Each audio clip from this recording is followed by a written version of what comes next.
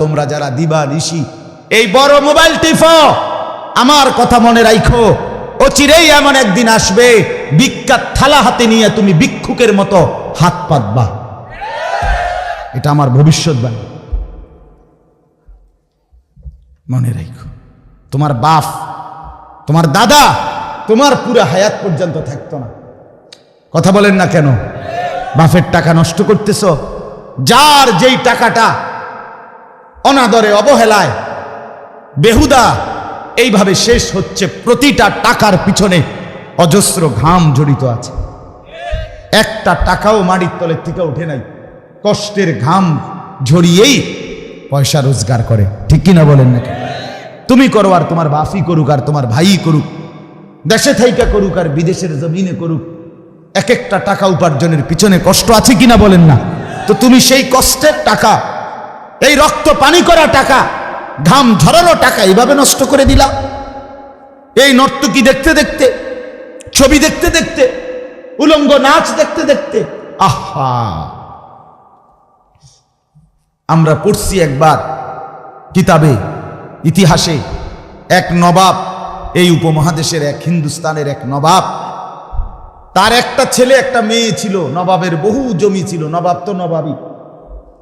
ছেলেটা একদিন তার একজন কর্মচারী মেসের কাঠি, কথাটা মনোযোগ দিয়ে শুনে, মেসের কাঠি ধরাইছে। ধরাইবার পরে মেসের কাঠি ধরাইলে বারুদ, ওই যে মেসের কাঠির আগার মধ্যে যে বারুদ থাকে, এটা আগুনটা নিভে গেলে বারুদের একটা গ্রান আছে, বুঝিননি আপনি? বারুদের একটা গন্ধ আছে। এই নবাবের পুত তে কর্মচারীকে বলল যে বারুদের গ্রানটা তো খুব দারুণ রে, সে আবার ধরাছে আরেকটা কাঠি, হেতে আরেকটা কাঠি ধরাইছে, হে আবার বারুদের গ্রান লইছে, আবার ধরাছে। এইভাবে এইবার তার কাছে এটা মজা লাগছে, নবাব দাদা যে এবার তারে নিয়োগ দিছে, কার্টুনের পর কার্টুন ম্যাসের কাঠি আনে, ম্যাস আনে, হেতে শুধু ধরায়, আর নবাব জাদায় শুধু ওই বারুদের গন্ধ কি করে নাকে শুধু, হেতে এটা ভালো লাগছে। আপনি কিনবেন এর ভালো, ওটা নবাব না, ওটা তো নবাব জাদাই। মেয়েটা, নবাবের একটা মেয়ে বাজারে গেছে কাপড় কিনতে, গজ কাপড়। তো দোকানদারে কাপড় যে গজ কাপড় কাইটা দেয় কেচি দিয়া, এমনি একটা ফুঁস দিয়া এমনি একটা টান দেয়, ঠিক কিনা বলেন না? এমনি টান দিলে একটা আওয়াজ হয় কিনা একটা আওয়াজ। এই নবাবের মেয়ে কইতেছে দোকানদারে, আপনার এই যে কাপড় টান দিয়ে ছিঁড়লেন, আওয়াজটা তো খুব সুন্দর, আবার কাটেন তো দেখি আরেকটা। আবার কাটছে, আবার শুনছে। এইবার সে দাসীকে বলছে, থানে থানে কাপড় আনে, আর বলছে তোর কাম হইল শুধু এই কেচি দিয়ে কাটবি ছিঁড়বি, কাটবি ছিঁড়বি।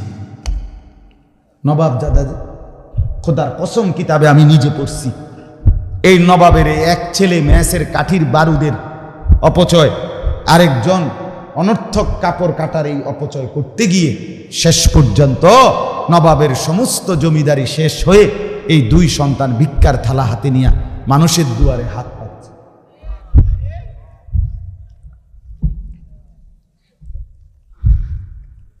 প্রিয় ভাই, যদি মুসলমানের বাচ্চা হয়ে থাকো, যদি মার দুধ খেয়ে থাকো, তো বোন মনে রাখো কথা, রাজার ধন ফুরায় দিও, রাজার ধন।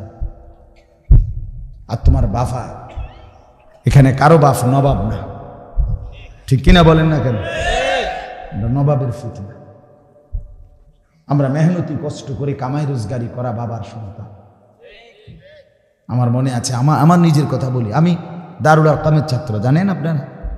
আমি ব্রাহ্মণবাড়িয়া দারুল আরকামেরই ছাত্র, আপনাদেরই এখানকারই ছাত্র। হ্যাঁ, আমি এই শহীদপুর বাজারে বহু আসছি ছাত্র জীবন।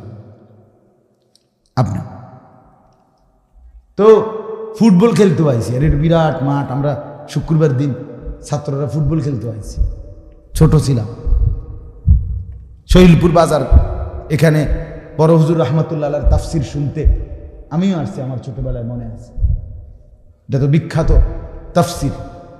তো আপনার ছোট্টবেলায় 5 ভাই মাদ্রাসায় পড়তাম, 3 ভাই বোন।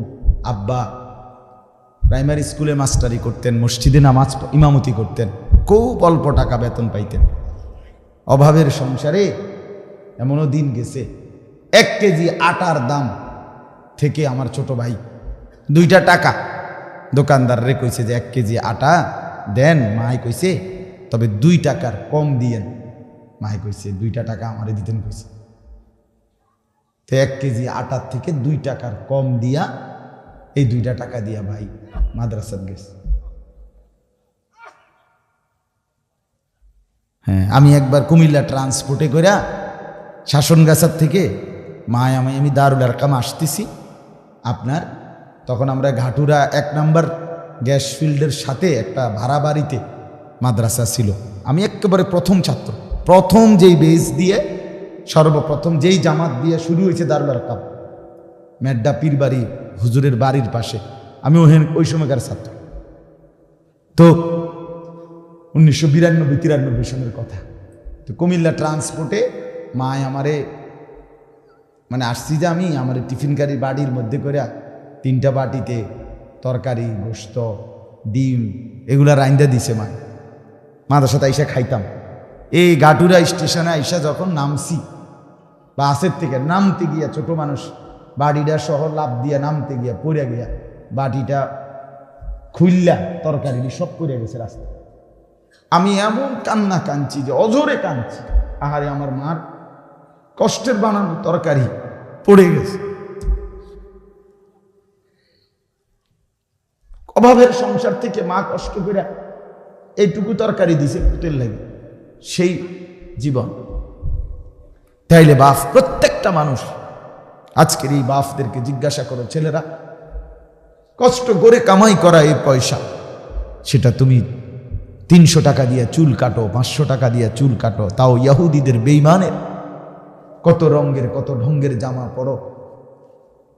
একটা বড় মোবাইল পাইয়া তুমি মা ভুলে গেলা, বাবা ভুলে গেলা, আল্লাহ ভুলে গেলা, নামাজ ভুলে গেলা, দুনিয়া ভুলে গেলা। শুধু নারীর ছবি, নর্তকীর নাচ, জিনা ব্যভিচারের দৃশ্য। হায় হায় বন্ধু, এতেই মজা পেয়ে গেলা।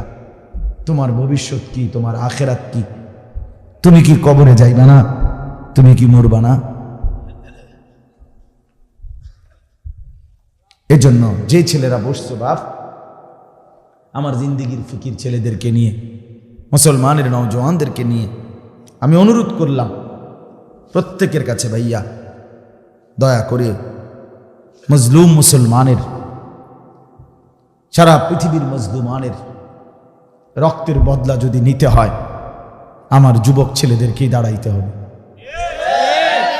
নওজওয়ান, তোমরা না আগাইলে ইসলাম আগাবে না। তোমরা জীবন বাজি না রাখলে আল্লাহর দ্বীনের জন্য লড়বে কে বাপ? খুন ঝরবে যুবকের, কলিজার খুন ঝরবে। এজন্য আজকে রাত গভীরে আমার নওজওয়ান ছেলেরা, মুরব্বীরা না, যুবক ছেলে, তোমরা সবাই ইনশাআল্লাহ এই একটা নিয়ত করো ভাইয়া, যে বড় মোবাইল প্রয়োজনে, যার প্রয়োজন যদ্দুর, অফিসিয়াল কাজ, মাদ্রাসার কাজ, স্কুলের কোনো কাজ, ব্যাংকের চাকরির কোনো কাজ, ঠিক আছে, সেটা কাজেই ব্যবহার করব। বাকি ফালতু অনর্থক শুধু ছবি দেখার জন্য, নাচ গান দেখার জন্য আমরা এই বড় মোবাইল ব্যবহার করব না। এই নিয়তে কয়েকজন যুবক হাত উঠাও তো দিল থেকে। না না, সবাই উঠাই না, পাইকারি হাত উঠাইয়েন না। ছেলেরা উঠাও, ছেলেরা, বয়স্করা না, ছেলেরা উঠাও। ভাইয়া বলো, নিয়ত করো ইনশাআল্লাহ, জোরসে বলো ইনশাআল্লাহ। আল্লাহ আপনি হিম্মত দান করুন, আল্লাহ আপনি তৌফিক দান। আমি আপনাদের কাছে একটু অল্প কথা, আমি আবারও বলছি, প্রয়োজনকে প্রয়োজনের মধ্যে রাখুন, জরুরত তো জরুরত, ঠিক কিনা বলেন না? অসংখ্য কাজ আছে যেগুলা দিয়া মোবাইলের মাধ্যমে অফিসিয়াল কাজ বা বিভিন্ন কাজ করতে হয়, হ্যাঁ ঠিক আছে, প্রয়োজন তো প্রয়োজন, কিন্তু সারাদিন টিপতে হবে, এটা কি প্রয়োজন বলে? এটা কোন জিন্দেগি? পাঞ্জাবিওয়ালা যারা আছেন, টুপিওয়ালা হুজুর যারা আছেন, আপনাদেরকেও বলি বন্ধু, ডাইরেক্ট কথা আমার, গায়ে লাগলেও কিছু করার নাই। বাকি টুপিওয়ালা পাঞ্জাবিওয়ালাও যদি মাদ্রাসার তালিব ইলম উস্তাদ হোক আর যেই হন, বড় মোবাইলে যে আসক্ত, আমনে মনে রাখেন আমনেরই দিয়া কোনো কাম হইতো না। আমনে উদয় বাতে খাইবেন আর বউ ফেলবেন, এই খাইয়া দাইয়া হইয়া থাকবেন আর কি, আর মোবাইল টিপবেন আর কি। আপনাকে দিয়ে পৃথিবী গড়বে না, আপনাকে দিয়ে উম্মতের ফায়দা হবে না। উম্মতকে বাঁচাইতে হইলে, মুসলমানের এই খামখেয়ালিন গুনার মধ্যে হাবুডুবু খাওয়া মুসলিম সমাজকে বাঁচাইতে হইলে উম্মতের উলামায়ে কেরাম তাদেরকে আগের চাইতে 100 গুণ বেশি দিবা নিশির মেহনতের ময়দানে ঝাঁপাইতে হবে। আলেমের আবার রাত কি, আলেমের আবার দিন কি? 23 বছরের পুরা ওয়ারিস যে, আদম থেকে ঈসা নবীর সমস্ত আম্বিয়াদের ওয়ারিস যে, তার আবার অবসর কোথায়? কথা বলেন না কেন? আমনে মোবাইল টিপনের টাইম ফান কেন? আমনের অবসর কি? আবার রাসূলুল্লাহ সাল্লাল্লাহু আলাইহি সাল্লাম, আমরা কি শুধু নবীজির আখেরি নবীর ওয়ারিস? উলামায়ে কেরাম আদম থেকে মুহাম্মদ সমস্ত আম্বিয়াদের ওয়ারিস। এ কি খামখেয়ালি কথা? এ কি ছোটখাটো ডিউটি? কত বড় বোঝা কাঁধে নেওয়া, এত বড় ভারী বোঝা যার কাঁধে, সে আবার অবসর পায় কখন? তার আবার সময় কিসের? সে ঘুমাবেও তো এই কারণে যে পরবর্তী কাজের প্রস্তুতির জন্য একটু শক্তি দরকার, এই জন্য ঘুমাবে। সে খাবে তো এই কারণে পরবর্তী কর্মের ময়দানে ঝাঁপিয়ে পড়ার আগে একটু খাওয়া দরকার, এই কারণে। আল্লাহ তাআলা উলামায়ে কেরাম, নওজোয়ান অনেক আলেম আছেন, তালেবে ইলম আছেন, তাদের কবুল আল্লাহ তাআলা সবাইকে হিম্মত দান করেন। আমিন।